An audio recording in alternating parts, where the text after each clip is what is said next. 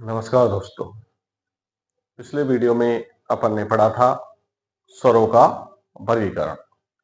आज का अपना विषय रहेगा व्यंजन।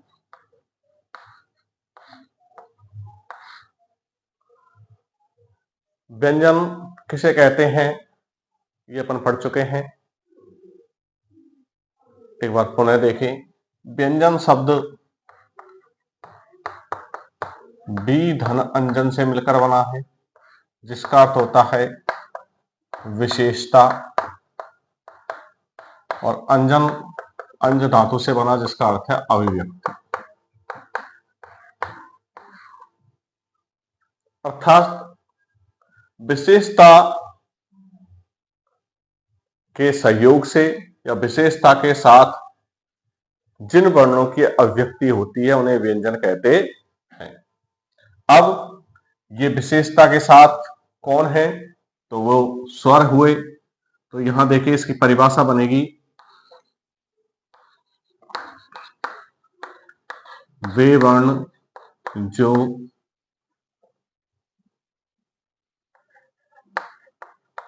अन्य वर्णों के सहयोग से बोले या उच्चारित किए जाते हैं, बोले जाते हैं,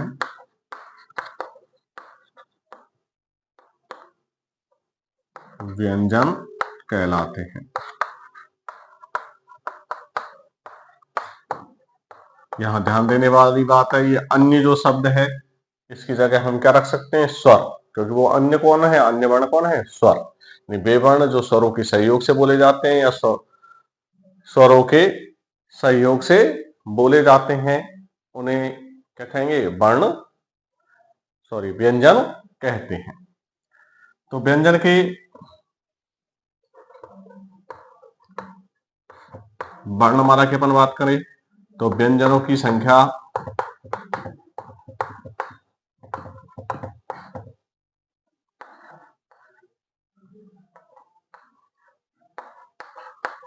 वर्णमाला में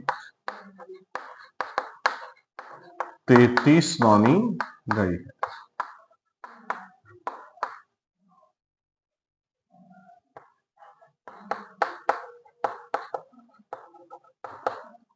ये कौन कौन से हैं, तो अपन पहले देख चुके थे। क, ख, ग, घ, ड़, च, छ, ज, झ, ण, ट, ठ, ड, ढ, ण, त, थ, द, ध, न, प, फ, ब, भ, म, य, र, ल, व, श, श, है। इस तरह से वर्णमाला के अंतर्गत आने वाले 33 व्यंजन होते हैं। आगे हम पढ़ेंगे अब व्यंजनों का वर्गीकरण। जिस प्रकार से अपन ने स्वरों को वर्गीकरण पढ़ा था कि स्वरों को मात्रा काल के आधार पर, उच्चारण उत्पत्ति के आधार पर, उच्चारण स्थलों के आधार पर, प्राणवायु के आधार पर, स्वर तंत्री में कंपन के आधार पर, मुखाकृति के आधार पर, जिह्वा उच्चारण के आधार पर अपन ने विभाजित करके पढ़ा। उसी प्रकार से अब हम पढ़ेंगे व्यंजनों का वर्गीकरण।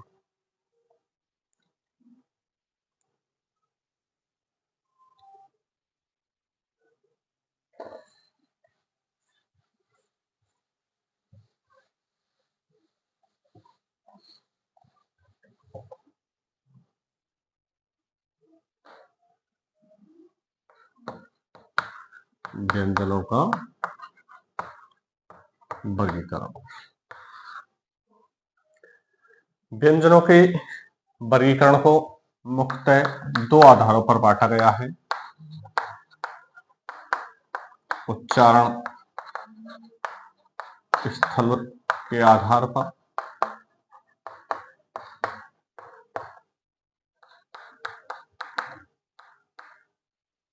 और प्रयत्न के आधार पर।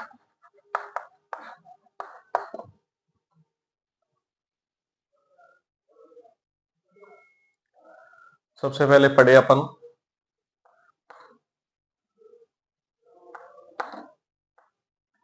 उच्चारण के आधार पर।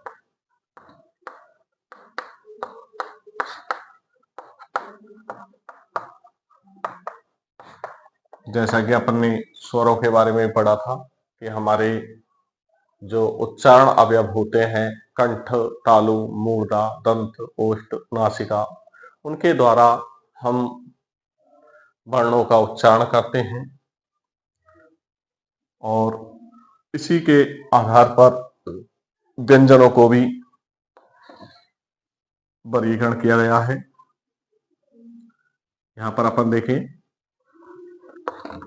क, ख, ग, घ, इस तरह से कहें अकुह विसर्जयाना कंठ है, एक संस्कृत की पंक्ति है, अकुह विसर्जयाना कंठ है, अर्थात ए, आ और क वर्ग ये कंठ के द्वारा बोले जाते हैं। इस तरह से छ, छ, ज, झ, ण, इक्षणाम तालु ई और य और स ये तालु के द्वारा बोले जाते हैं। ऋतुषणाम मूर्धा री वर्ग और हमारा ट वर्ग ट, ठ, ड, ध, ण, र और श ये बोले जाएंगे मूर्धा के द्वारा। ऋतुषणाम मूर्धा हो गया। उसके बाद लुत्वषणाम दंत है तो तय वर्ग त, थ, द, ध, न, है ना। लितु लक्षणाम ल और श ये हमारे दंत के द्वारा बोले जाएंगे। इसके बाद आता है हमारा प वर्ग, उसके बारे में कहा जाता है उपधमानीय ओष्ठ प, फ, ब, भ, म ये बोले जाएंगे हमारे और ब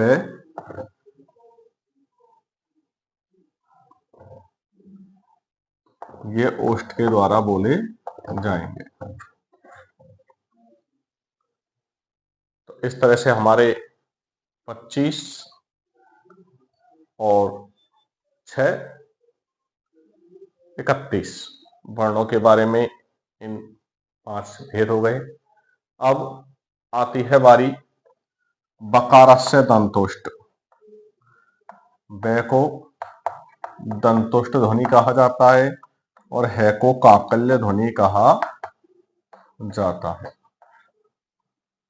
इसके अतिरिक्त जो पांचों वर्ग के पंचम वर्ण हैं जिन्हें हम इस तरह से, इन वर्णों का उच्चारण नासिका के सहयोग से होता है, इसलिए इन्हें नासिक ध्वनि कहा जाता है।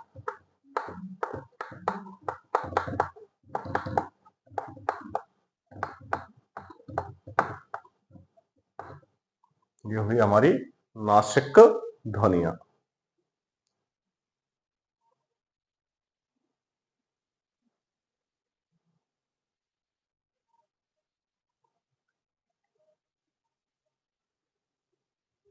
इसके अलावा प्रतियोगी परीक्षाओं के हिसाब से कुछ आगत ध्वनियां हैं, जैसे नसलरज, ये वर्तस्य के अंतर्गत आती है। मसूड़े के द्वारा बोली जाती है वर्तस्य ध्वनियां, नसलरज।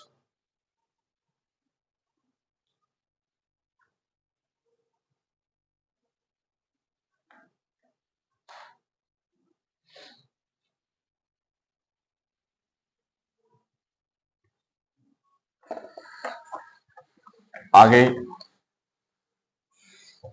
हम लेते हैं दूसरा आधार। पहला आधार हम पढ़ चुके हैं उच्चारण स्थल के आधार पर। अब हम बात करेंगे प्रश्न के आधार पर। प्रश्न के आधार पर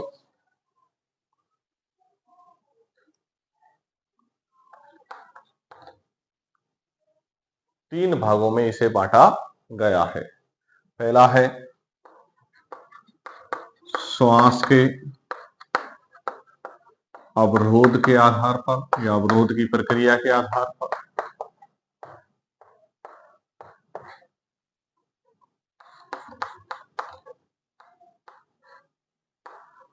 दूसरा है श्वास वायु या हम कह सकते हैं प्राण वायु या श्वास की मात्रा। श्वास वायु की जगह श्वास की मात्रा ही लिखें। श्वास की मात्रा के आधार पर।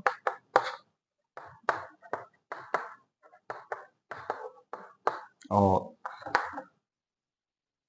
तीसरा भेद रहेगा हमारा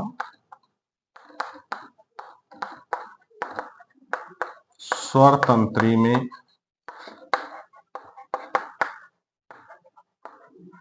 कंपन के आधार पर।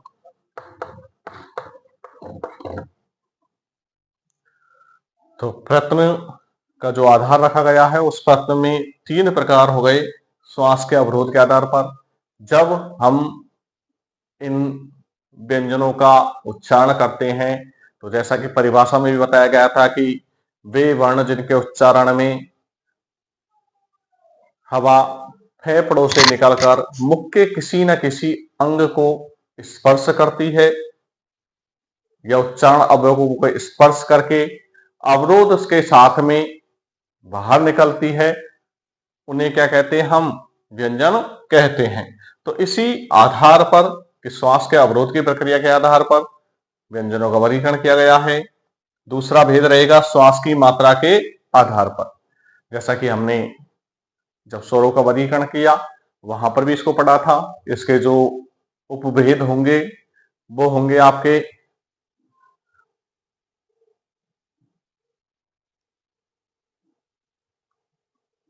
अल्प प्राण और महाप्राण। स्वर तंत्री में कंपन के आधार की अपन बात करें तो ये भी अपन स्वरों के वर्गीकरण में पढ़ चुके थे। घोष और अघोष, जिन वर्णों के उच्चारण में स्वर तंत्री में कंपन उत्पन्न होता है उन्हें क्या कहेंगे? हम घोष ध्वनियां कहेंगे, और जिनमें नहीं होता है उन्हें अघोष ध्वनियां कहेंगे। तो सबसे पहले हम प्रारंभ करते हैं श्वास के अवरोध की प्रक्रिया के आधार पर।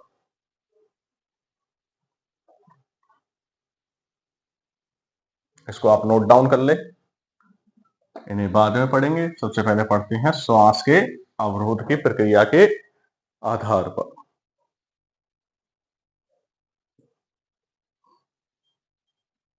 श्वास के अवरोध की प्रक्रिया के आधार पर नंबर 1 है हमारा स्पर्श व्यंजन। जैसा कि आप जानते हैं प्रत्येक जो व्यंजन वर्ण होगा वो हमारे मुख के किसी न किसी अवयव को स्पर्श करते हुए बाहर निकलता है। उस आधार पर उन व्यंजनों को क्या कहा जाएगा? स्पर्श व्यंजन कहा जाएगा। और इस स्पर्श व्यंजन के अंतर्गत आने वाले जो हमारे वर्ण हैं वो कैसे लेकर और मैं तक, यानी कि हम कहीं तो हमारे जो पांचों वर्ग है क वर्ग, च वर्ग, ट वर्ग, प वर्ग, ट वर्ग और प वर्ग, ये पांचों ही वर्ग स्पर्श व्यंजन के अंतर्गत गिने जाते हैं। एक बार आप लिख ही लें।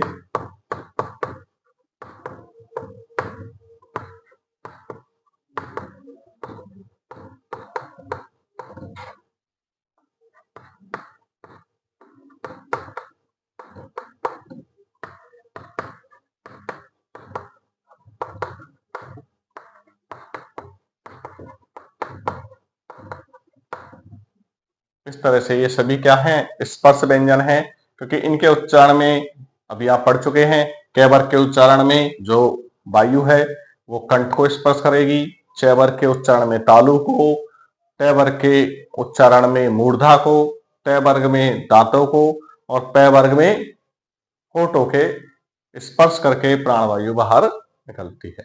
तो इस तरह से स्पर्श व्यंजन हुए। यहीं पर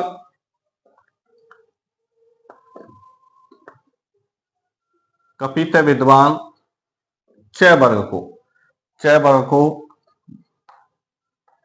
एक नाम दिया जाता है, वो है स्पर्श संघर्षी, क्योंकि इनके उच्चारण में वायु स्पर्श तो करती है तालु को, उसके साथ साथ ही कुछ मुख मार्ग सकड़ा होने से संघर्ष की स्थिति उत्पन्न होती है, इसलिए इन्हें स्पर्श संघर्षी के नाम से जाना जाता है या स्पृष्ट संघर्षी नाम दिया जाता है। जैसे इनका उच्चारण करके देखें हम, क हम बोलने में बड़ा आसान रहेगा क, लेकिन च वाली लाइन को आप बोलकर देखें, च, छ, ज, झ, इनके उच्चारण में संघर्ष की स्थिति उत्पन्न होती है।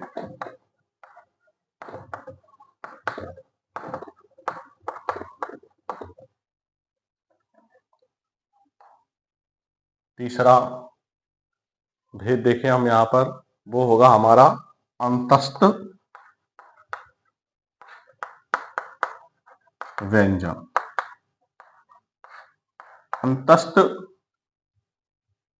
व्यंजनों के अंतर्गत य, लय को सम्मिलित किया जाता है और इसको भी आगे बढ़कर 3 भागों में बांटा गया है, लेकिन अंतस्थ जो व्यंजन है वो हमारे य और ब माने जाते हैं। य मोटे रूप में अंतस्थ के रूप में य, लय को गिना जाता है, लेकिन जब हम विशेष रूप से देखें तो य और व को अंतस्थ व्यंजन माना जाता है। क्यों कहा जाता है? अंतस्थ का अर्थ है बीच में, यानी कि ये दोनों जो वर्ण है वो स्वर और व्यंजन के बीच में कड़ी के रूप में है। इन्हें अर्ध स्वर भी कहा जाता है, इसलिए इन्हें क्या कहा जाएगा? अंतस्थ वर्ण कहा जाएगा।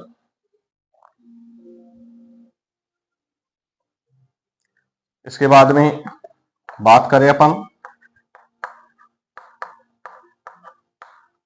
प्रकंपित या लुंठित वर्ण। ये कौन सा है? वह वर्ण जिसके उच्चारण में जिह्वा मुख पट पर या मुख पटल पर लोटती हुई प्रतीत हो, जैसे बेलन होता है उस तरह से उसमें जीभ में संघर्ष उत्पन्न होगा और वह मुख तल पर लोटती हुई प्रतीत होती है, उस वर्ण को प्रकंपित या लुंठित कहा जाता है। और इसका उदाहरण है रे। आप इस वर्ण का उच्चारण करके देखिए तो आपकी जीभ मुख तल में लोटती हुई प्रतीत होगी। रे, जब हम रे बोलते हैं तो इस तरह से प्रकंपित कंपन उत्पन्न होता है। पांचवा हम देखें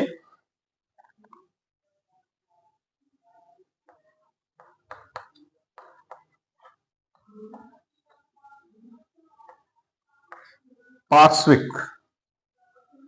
पांचवा हम देखें पार्श्विक। वह वर्ण है जिसके उच्चारण में जीभ की जो नोक है ऊपर मसूड़े को स्पर्श करती है, जीभ एकदम खड़ी हो जाती है और जो वायु है वह जीभ के दोनों तरफ से बाहर निकलती है। ऐसे वर्ण को पार्श्विक व्यंजन कहा जाता है और इसका उदाहरण है लय। जब हम लय वर्ण का उच्चारण करते हैं तो हमारी जीभ बिल्कुल खड़ी हो जाती है, मसूड़ों को स्पर्श करती है।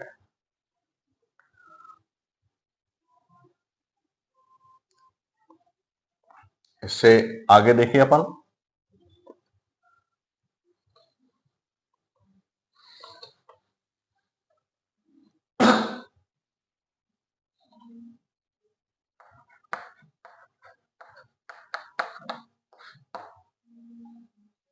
संघर्षी।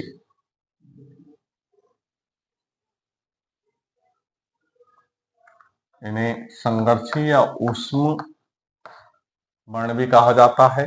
वे वर्ण जिनके उच्चारण में हमारे मुंह में संघर्ष की स्थिति उत्पन्न होती है या फिर ऊष्मा उत्पन्न होती है, उन्हें क्या कहा जाएगा? संघर्षी या ऊष्म वर्ण कहा जाएगा। ये कौन से हैं? तो हमारे श, श, श, ये ध्वनियां बोलने पर हमारे मुंह में ऊष्मा उत्पन्न होती है।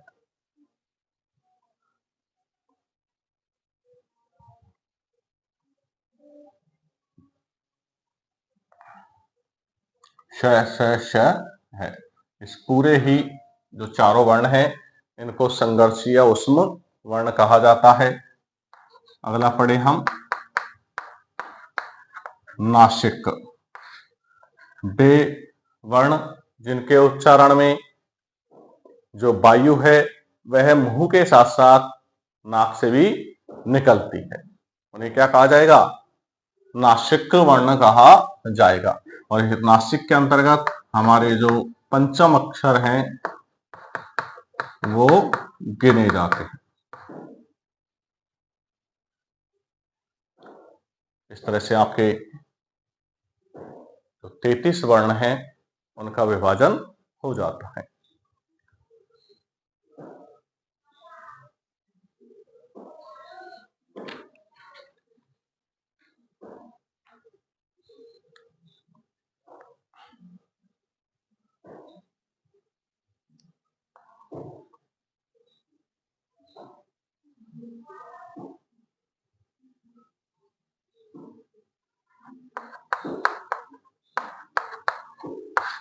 इसके अतिरिक्त कुछ और ध्वनियां हैं, उनके बारे में आप जानें।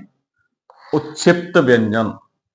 उत्क्षिप्त शब्द का अर्थ होता है फेंका हुआ, अर्थात वे वर्ण जिनके उच्चारण में जीवा ऊपर उठती है लेकिन एक झटके के साथ नीचे फेंक दी जाती है, उन्हें उत्क्षिप्त वर्ण कहते हैं। और ये हमारी हिंदी में दो माने गए हैं। ये वर्णमाला के अंतर्गत गिने नहीं जाते लेकिन हिंदी में हैं। इन्हें उत्क्षिप्त व्यंजन कहा जाता है। इसके अतिरिक्त भी कुछ और ध्वनियां हैं जिनके बारे में भी आप जान लें।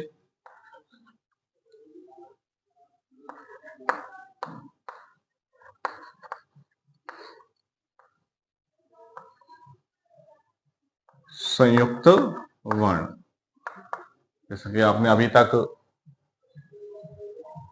ककहरा पढ़ा है, उसमें कुछ ध्वनियां आती है लास्ट में, जहां पर देखें श श श है के बाद छत्र ग। तो अभी तक आपके मन में विचार होगा कि ये ध्वनियां कहाँ हैं, तो इनके बारे में अपन देखें। ये स्वतंत्र रूप से वर्ण नहीं है बल्कि एक से अधिक वर्णों का समूह है। उन्हें क्या कहा जाएगा? जो एक से अधिक वर्णों का समूह होगा उसे संयुक्त वर्ण कहा जाएगा। तो देखिए ये जो ध्वनियां है हमारी,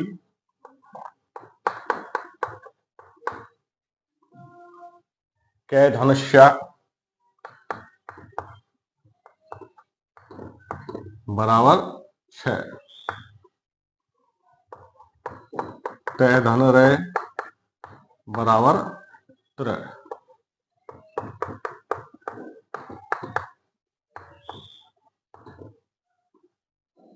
इसके अतिरिक्त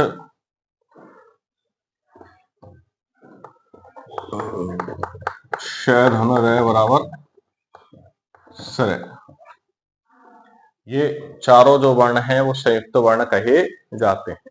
इसके अतिरिक्त भी आज का हम देखें हिंदी में एक वर्ण है द धन य, और उसको इस तरह से लिखा जा रहा है।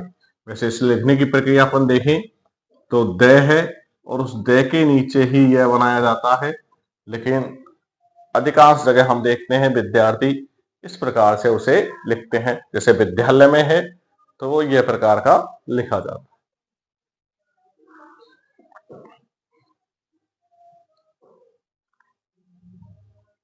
आगे हम पढ़ें